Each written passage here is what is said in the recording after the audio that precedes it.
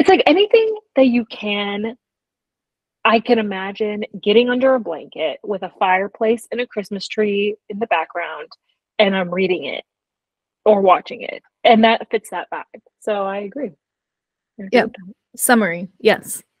That is our thesis. Yeah. Statement. That is, yes, what this episode. Yes. Can you do that with this content? If yes, then Christmas. If no, then no. Then no. Summer book. Yeah. But these are exactly. Holiday winter books. Yes. 1,000%. You get it. Yeah. I do get it.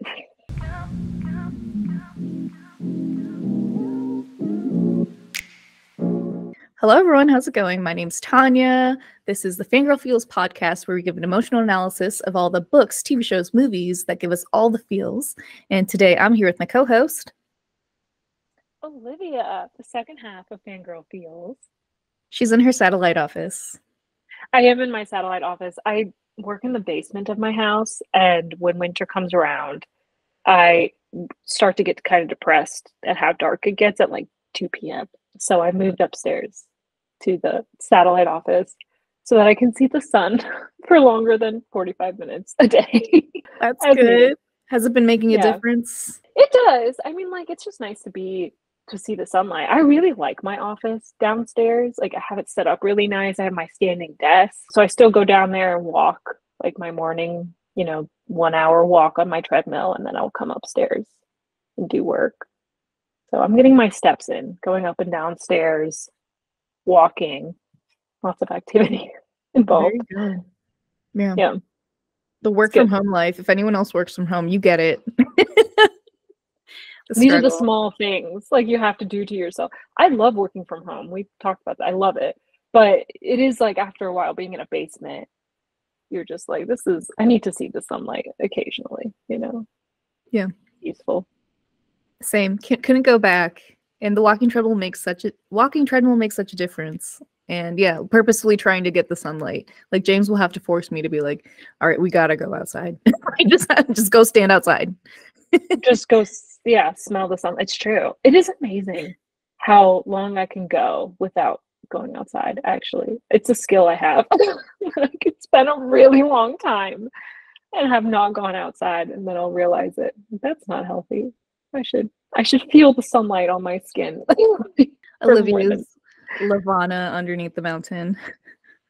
Amarantha. Amarantha. Who's Lavana? Wow, no, that's the Lunar Chronicles. But I knew what you meant. She's monster. Okay. Yeah, it is same difference. Same girl, different book. Basically. Both in the dark. So yeah, one's on the moon, one's underground, but both without sunlight, arguably. Well, the moon, maybe you get too much sunlight. I don't know. I forget how they dealt with that. We're gonna have to reread it.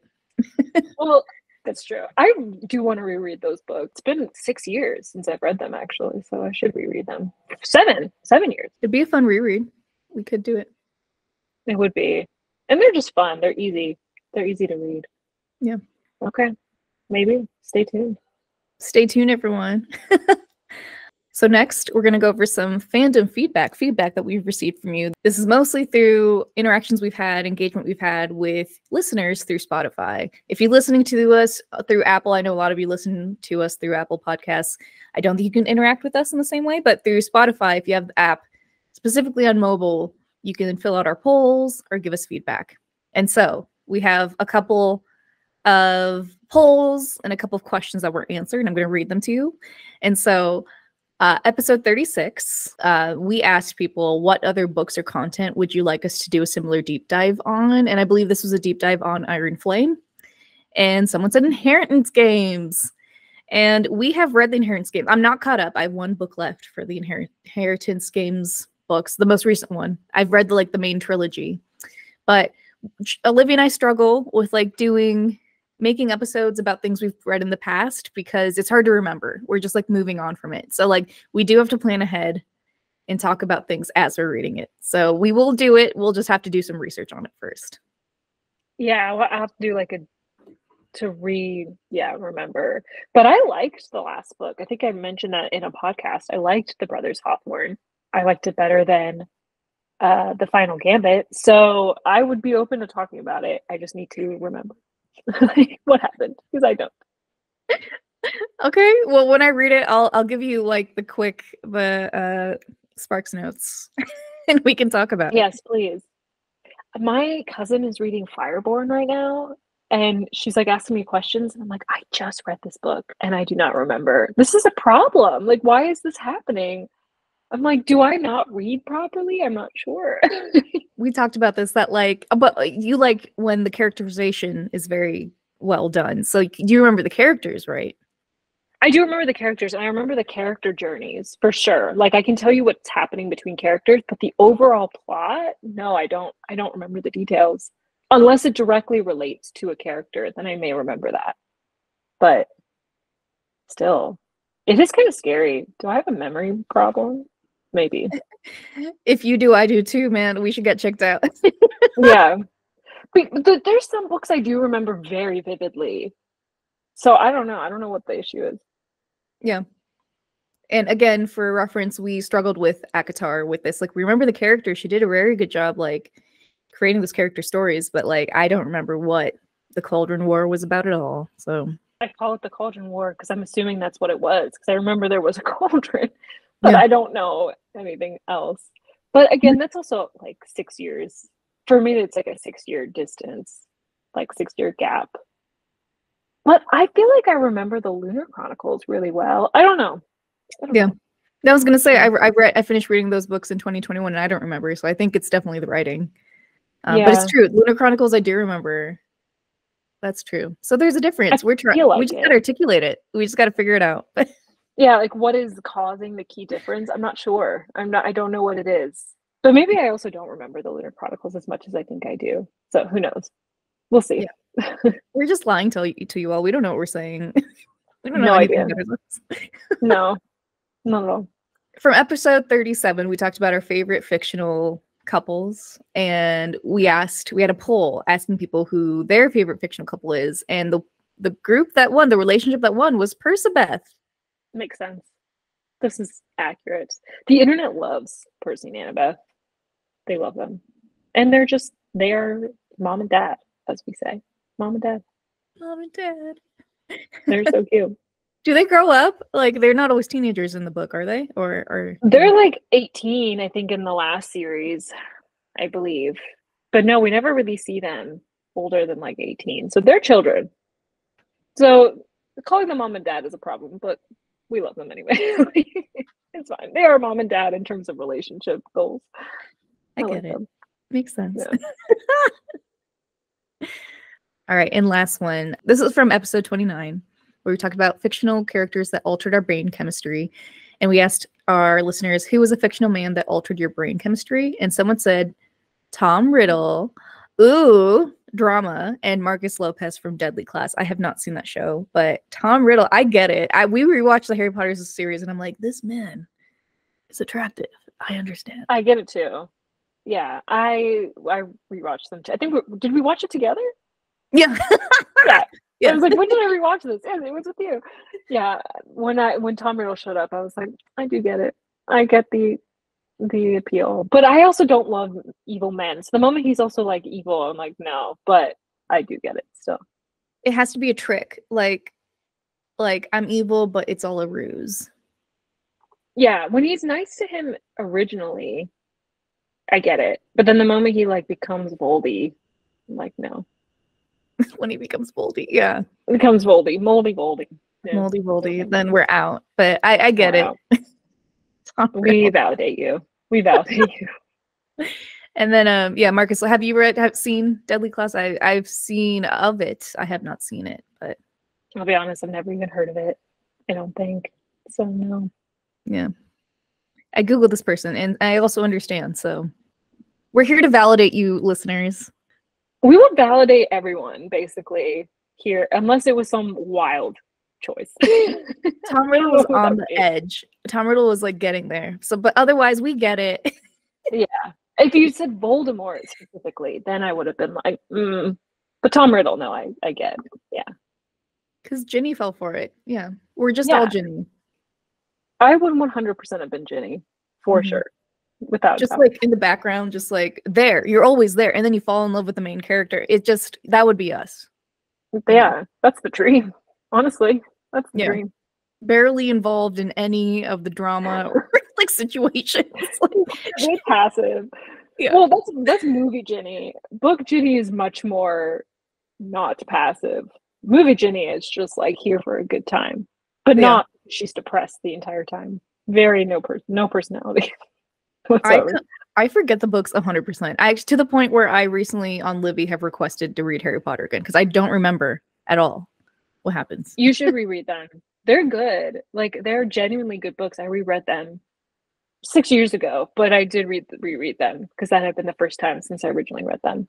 Ginny is not like she's so dull in the movies, and in the book she's not dull. She actually is like witty, she like claps back, she's funny, she's talented, like she's a good character. And in the movies they just make her very stale, and I don't really know why.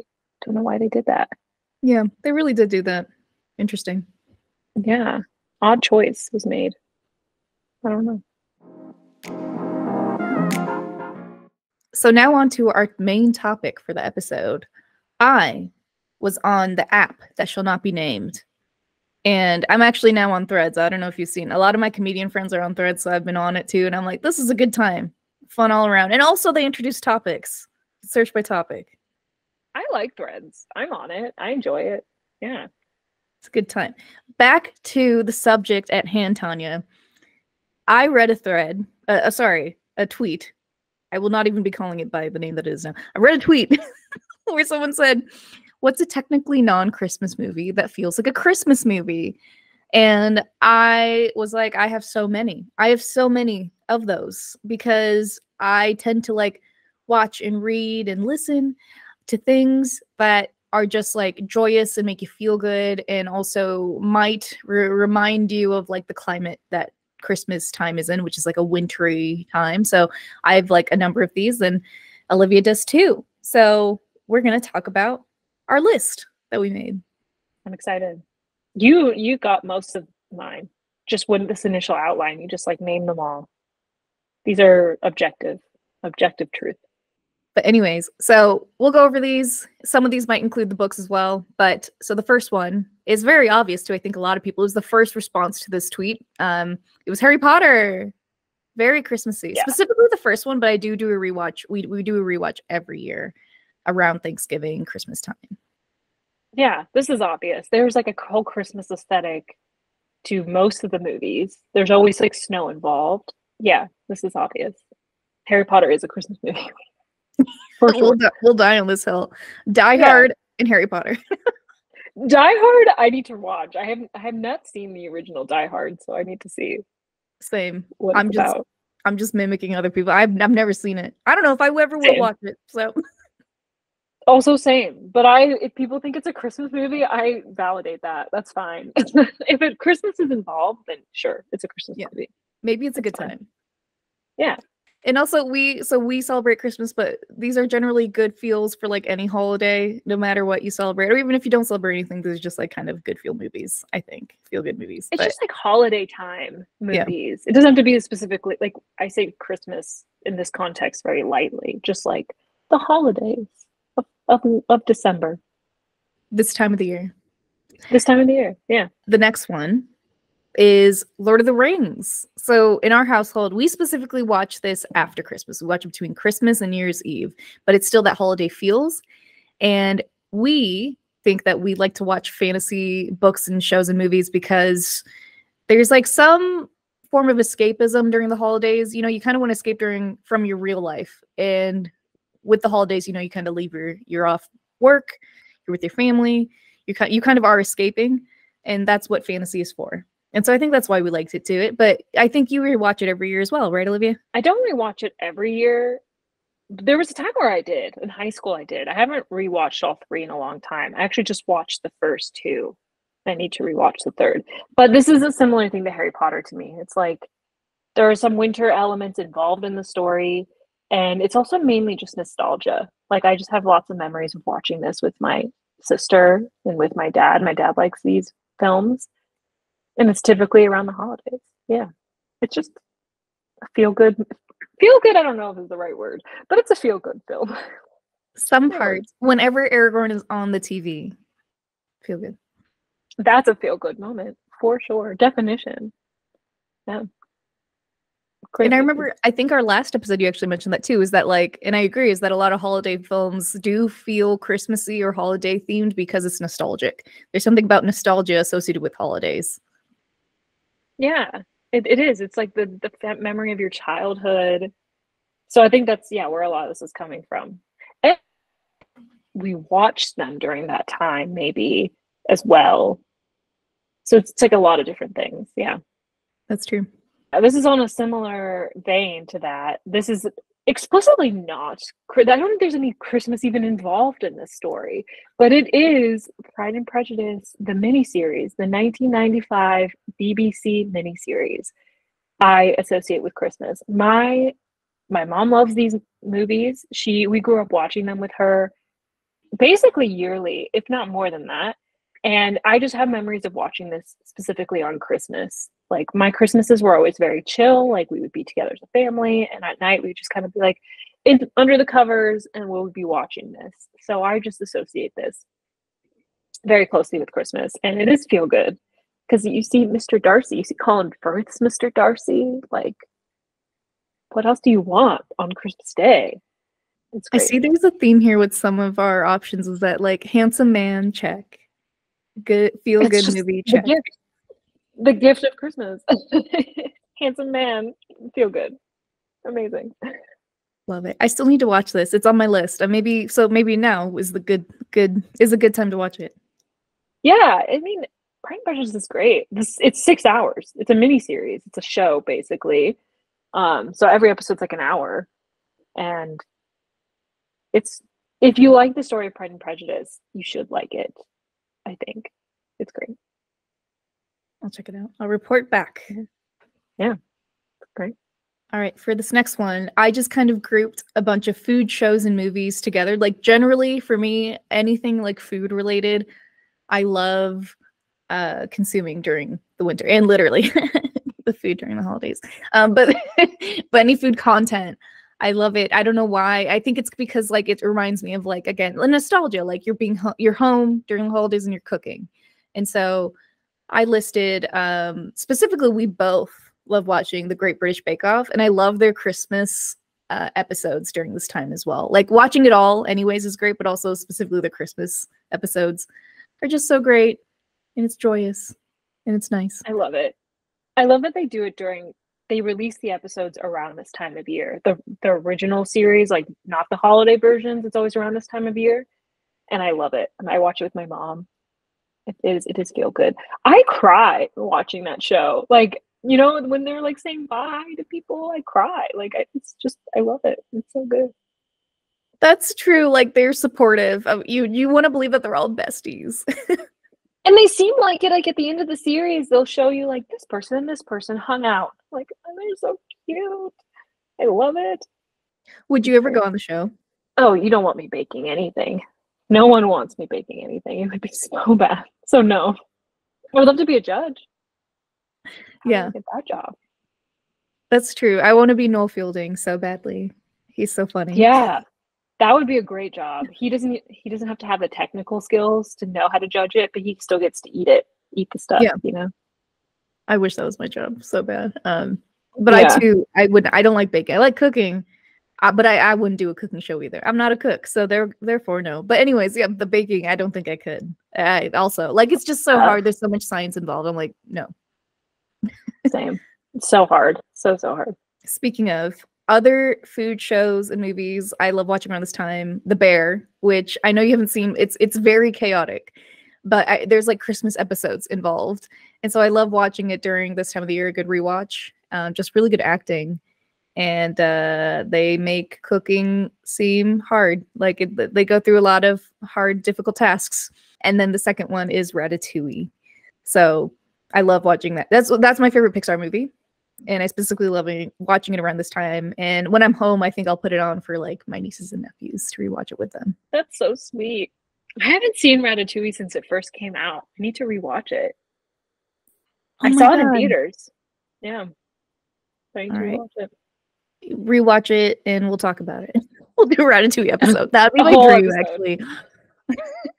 It's very on brand for you to like Ratatouille. Like this makes sense. Like very on brand. I remember liking it, but I don't have any memory of it. I need to rewatch it. Yeah, that's fair. What is your favorite Pixar movie? Oh, Pixar movie. The first one that comes to mind is Inside Out. Is that Pixar? Okay, I did look it up. Inside Out is one. And I also really loved Coco. I love Coco. Same. So yeah. So I don't that's tough. It's a tough question. Yeah, Coco I is my also really second love favorite Pixar movie. It's Ratatouille and then Coco. And when we were in Mexico City, so it's all Coco themed now. Like there's little dolls everywhere, and we heard the really. music everywhere. Yes, to the point where they didn't have a Day of the Dead parade in Mexico City until Coco came out. Coco blew up that celebration, like because it's not really like a Whoa. celebration. It's like you're celebrating the dead, yes, but like you're doing it with your family. It's not like everyone's like Yeah, going out and stuff. So, but they yeah. created that parade specifically after Coco. Oh, that's amazing. Yeah, that movie's incredible. I sobbed watching that movie. I was watching it with like my cousin's kids, and I just remember I like had to look away because I'm like, I am sobbing. And they cannot see me sobbing watching this film. It's so good. The Remember Me song. Oh, Yeah, oh my God. Oh, it's like it gets me. I love it. Yeah, great. That's crazy to hear that Mexico City didn't have a parade. Good for Disney. They did something right. Pixar. Good for them. the monopoly they have on everything that's happening. And they can like literally change cities, like economies. Like that's I wild. know the power nuts. Yeah, it is. It's awesome. This next one, I don't have a lot of books that I associate with winter because I don't know. I don't read books specifically in the winter. And I don't seek out like wintry books. But I did read the Lunar Chronicles around November, December of 2016. So there is a part of me that does associate that series with the winter. And there's literally a book called Winter. So it does kind of work. It is a Christmas. The Lunar Chronicles is a Christmas book, guys. You're welcome. You didn't know that. I agree. You mentioned this, and I was like, yeah, I also read it for the first time during like a winter season a couple years back. And I agree. Again, it's with that theme of like escapism and fantasy. And like the original escapism for us was like those grim fairy tales, right? Princesses. And so I think it's the perfect book to read during this time of the year. So if you haven't read it, for sure, check it out. And again, yeah, make it all the way through because winter happens during there's a character named Winter, but I believe there's snow involved in that book, which is I fitting think for there this is time period. too. Yeah, you're right. There totally is. Yeah. It's just a good, it's a, yeah, it's a, you're right. Like the grim fairy tales. I didn't even think about that, but this is based off those fairy tales. And it does feel very wintry when you think of it that way, for sure. It's Yeah, a good Christmas book. book. It's Christmas. You heard it here first. So many Surprise! things we said first. Second thing probably we said first on this podcast. The Christmas book. The Lunar Chronicles is a Christmas book. You didn't know, but you do know now. All right. For these next ones, I as soon as I see a single flake of snow fall from the sky, I'm like in the mood for winter murder mysteries. Like any. They don't even have to be good. I'm just like obsessed and I'm devour them. I've gone through like 2 or 3 already since it started snowing where I'm at. So I have a long list of movies, books, and shows that I'll go through. And if anyone's interested in me talking about any of these specifically, I'll just have a solo episode or something. I don't know, but like there's so many, and I want to continue adding them. So please, please, please, like reach out and send me your recommendations. I did already ask our Instagram followers for recommendations for winter murder mysteries, and I had already read all the books except for the Bible that people recommended. Except for the Bible. That's funny. But that's good. That's awesome. Yeah. So, okay, movies. Knives Out. I have heard discussion that people think this is a Thanksgiving movie, but I lump those together because I'm all about like the holiday season. It's not just Christmas. So Knives Out, great movie, happens during cold times. Great actors too. The Ritual, a horror film. is so good, and it's a book as well, and I think the book is also just as good as the movie. Terrifying. I literally screamed watching this movie. So, books. The Family Game by Catherine Steadman. That is like a Christmas book. Like the theme of Christmas is brought up, and also Krampusnacht, like the Krampus holiday that people celebrate in Europe.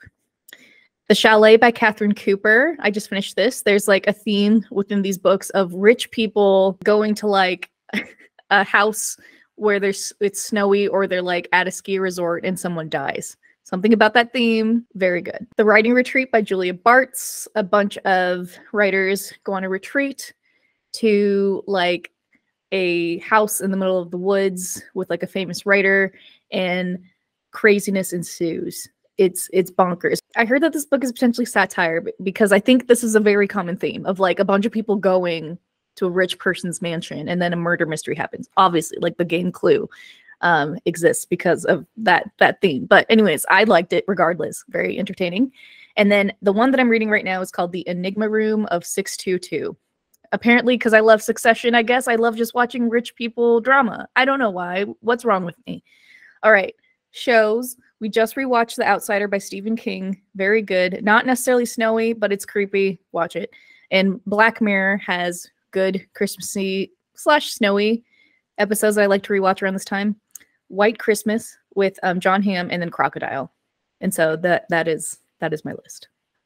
That is an extensive list. And I agree with all of those. I have never read or watched. I've watched Black Mirror. And so I agree with that one specifically. But those books, yeah, those sound like Christmas books to me. That makes sense. It's like anything that I can imagine getting under a blanket with a fireplace and a Christmas tree in the background, and I'm reading it or watching it. And that fits that vibe. So I agree. Yeah. Summary. Yes. That is our thesis. Yeah. Statement. That is, yes, what this episode is. Can you do that with this content? If yes, then Christmas. If no, then no. Then no. Summer book. Yeah. But these are holiday winter books. Yes. 1,000%. You get it. Yeah. I do get it.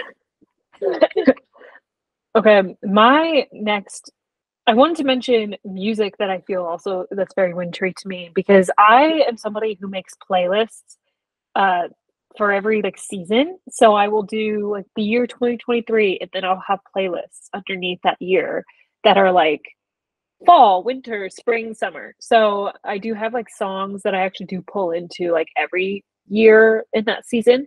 And so here these are a few of them. I consider Owl City. The entire discography of Owl City to me sounds very wintry. I don't know why. I think because I discovered him in the winter. Fireflies just sounds like a wintry song to me. I don't know, which is not, because Fireflies arguably are in the summer, but to me it's just very wintry. I have no idea. Just an association I have. Red Taylor's version. I was gonna say it's all about vibes, no logic. I get it. It is all about vibes. Is the song arguably about summer? Yes, but it is a wintry song. Red Taylor's version, specifically All Too Well, that is a wintry album. Like, and to your point, it's mainly like November to December, just like the holiday season. The leaves are changing. So actually October to December, really, just the holidays. All Too Well specifically is like I'm in the middle, it's the middle of winter, or it's like end of November, and I'm looking outside and the leaves are falling. Like that is All Too Well, just that vibe. And then Evermore is definitely a Christmas album for sure. Evermore is a Christmas album. And I also Reputation. I think her Reputation album is like a Christmassy album to me, because it came out in November, I believe, November of 2016 or 2017. And I listened to it during that time. And so I just have associations with winter and that album. So these ones are probably the most illogical, but to me, they are winter. These are Christmas. Is that maybe why people are also guessing that Reputation was going to come out during this time? Like, because it came out originally during like winter, fall-ish? Yes. Okay. Exactly. 100%. Yeah. I think it came out, November of 2017 or October of 2017. I don't know. It came out around this time. So yeah, people thought it would come out. Like, because it would have been exactly 7 years or 6 years, whatever year it came out, 2016 or 2017. It would have been exactly that time. They thought maybe she would surprise drop it, but she did not. Okay.